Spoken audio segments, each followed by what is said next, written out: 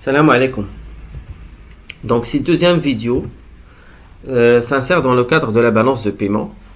La première a été consacrée à la présentation et la définition de la balance de paiement, à la présentation du cadre d'établissement de la balance de paiement et à sa composition. On a présenté le compte des transactions courantes. Maintenant, dans cette vidéo-là, on va présenter les deux autres comptes qui restent, le compte capital et le compte financier. Premièrement, le compte capital. Le compte capital, il contient des transferts en capital, c'est-à-dire des opérations qui donnent lieu au transfert de la propriété d'un actif fixe ou à la remise d'un engagement par le créancier sans que rien ne soit reçu en échange. Donc ici, on parle du transfert du capital. Ça veut dire lorsqu'il y a un transfert de la propriété d'un capital d'une personne résidente vers une personne non résidente ou l'inverse d'une personne non résidente vers une personne qui est résidente. Ce transfert de capital, il se compose de trois éléments. Premièrement, les remises de dette. Donc c'est quoi une remise de dette? Une remise de dette, c'est lorsque le créancier libère son débiteur de son obligation de remboursement. Ça veut dire que le créancier, il exonère en quelque sorte le débiteur de remboursement de la dette. Deuxième composition, ce sont les aides à l'investissement qui sont reçues de l'étranger ou bien versées à d'autres pays étrangers dans le cadre des aides au développement. C'est par exemple lorsque un pays en voie de développement reçoit des aides financières de la part d'un autre pays qui est développé dans le cadre de son soutien pour aider le premier à se développer, pour l'aider à par exemple dans les investissements, dans la création des infrastructures de base et ainsi de suite, pour soutenir par exemple l'école et la scolarité et ainsi de suite. Troisième élément qui compose le compte capital, ce sont les acquisitions ou bien les cessions d'actifs non financiers et non produits. Donc ici, comme l'indique l'expression, donc ce sont des acquisitions ou bien des ventes. De quoi? Des actifs non financiers. Donc on ne parle pas ici des actifs financiers, on ne parle pas des valeurs mobilières ou de devises ou autres. Donc ce sont des actifs non financiers et non produits. Ça veut dire on ne parle pas des éléments qui sont matériels, on parle plutôt des éléments qui sont immatériels. Donc dans cette catégorie s'insèrent beaucoup d'éléments comme quoi? Comme les brevets, par exemple, le brevet ou bien la licence d'exploitation d'une marque, par exemple, le droit de vendre un produit, le droit de distribuer, par exemple, un service et autres. Donc, tous les éléments qui sont immatériels, à savoir des brevets, des contrats de location et des éléments, des actifs qui sont incorporels, comme les licences, les marques et la clientèle. Bien sûr, le solde capital, c'est le solde des transferts de capital et le solde cession et acquisition des actifs non financiers, non produits. Ou tout simplement, le solde du compte capital, c'est le solde des trois éléments. Ça veut dire les soldes des remises des dettes, les soldes des aides reçues et les soldes des acquisitions, cession d'actifs non financiers et non produits.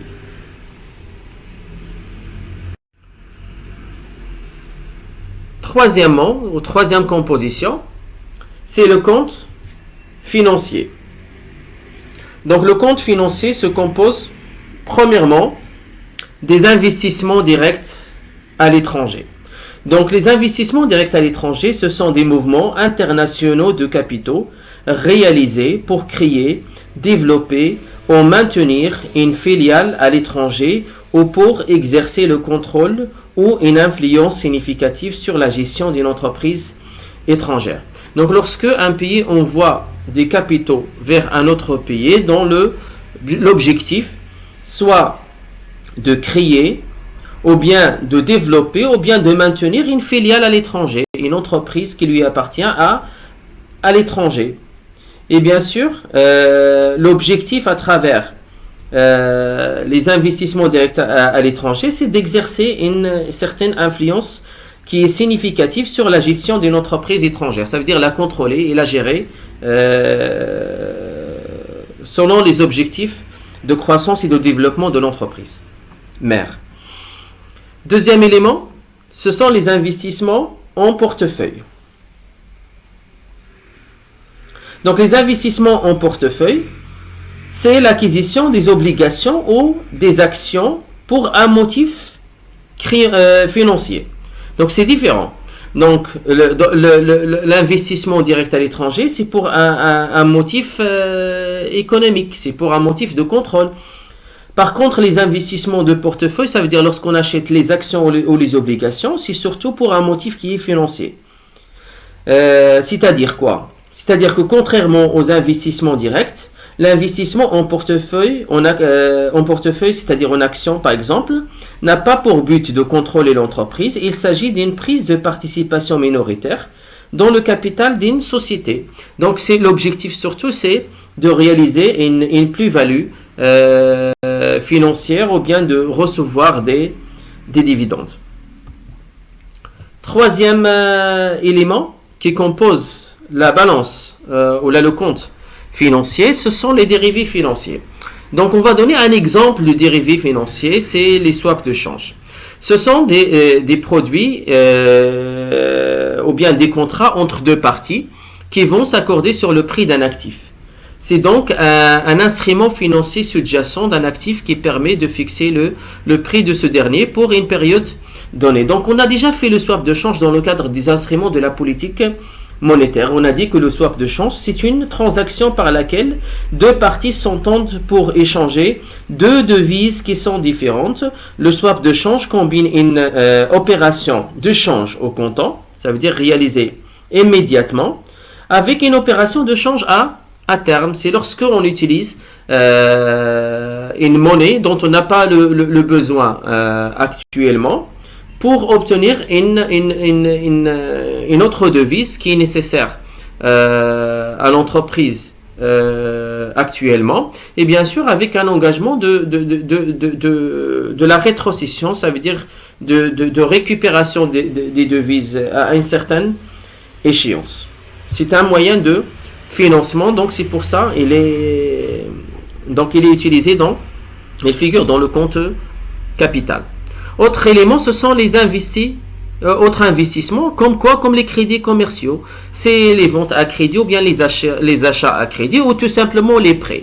Les prêts obtenus de l'extérieur auprès des institutions financières internationales par exemple, ou bien des crédits qui sont accordés à d'autres pays étrangers.